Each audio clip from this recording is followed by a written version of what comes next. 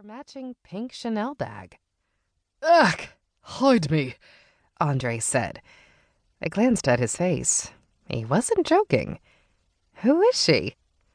"Bridis horribilius," he muttered. "Piper May, about as posh as they come. Her wedding is next month. I've been dodging her for weeks."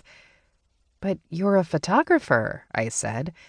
"Aren't wedding gigs your bread and butter while you pursue your artsy photos on the side?"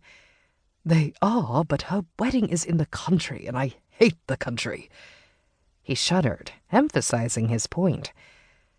Bella took this as an invitation to offer comfort, and she hopped up and licked his chin. "Also, I loathe her fiance." "That is problematic," I agreed. "Do you think if I pretend not to see her, she'll go away?" he asked. I glanced over his shoulder. Piper May was on the move, jogging on her tiptoes and dodging pedestrians, bicycles, and moms with strollers, prams, as the locals say, to get to Andre. "Not a chance," I said. "That is a woman on a mission, and if you try to escape, she'll run you to the ground." "Blast," Andre muttered beneath his breath. We rose to our feet, resigning ourselves to the unavoidable meeting. "Piper, how are you?" Andre greeted the woman as she hopped up onto the sidewalk. They air-kissed each other's cheeks, and then she stepped back and narrowed her eyes. "You've been avoiding me," she accused. She had a long waterfall of dark brown hair and thick eyebrows that had been shaped into arched accent marks that highlighted her big brown eyes, high cheekbones, and dainty chin.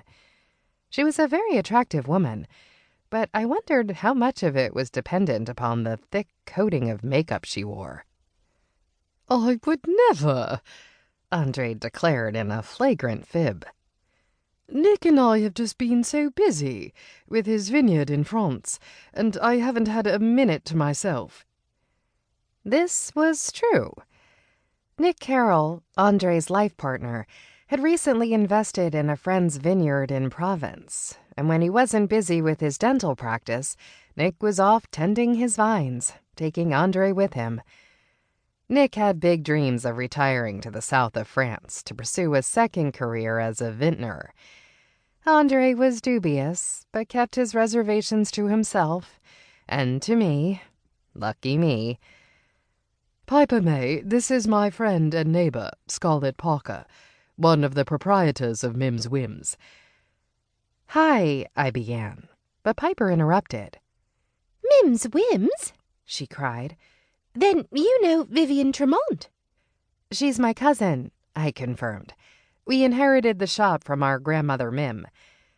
"That's right," she said. She looked me over from head to foot in an assessing glance, as if trying to place me on the social food chain. "You're the American who bagged Harrison Wentworth." Before I could confirm, she wagged a pointy acrylic nail at me and continued, "The one who went viral as the party crasher." I sighed. It seemed that neither time nor distance would allow me to leave my sordid past in the past. I mean, you have one bad day when you stumble upon the anniversary party that your boyfriend, whom you thought was single, is throwing for his wife. You inadvertently throw some cake at him, and bam, you're labeled the party crasher for life. It wasn't fair. I blamed my red hair. If I were a cool brunette like the woman standing before me, I was quite certain the video would not have gotten the 3.2 million views it had. "Yes, that's me," I said. At least the part about bagging Harrison Wentworth seemed to be a compliment, although I would argue that it was him who bagged me. "Well, you are just the person I need," Piper said. She slid her arm through mine as if we were old friends, pushy, and then began to walk in the direction of the shop, leaving Andre and Bella to follow. I noted that Bella did not jump on Piper. In fact, it appeared to me that she was giving her side-eye, as if jealous that Piper had managed to draw the attention of the adults away from her.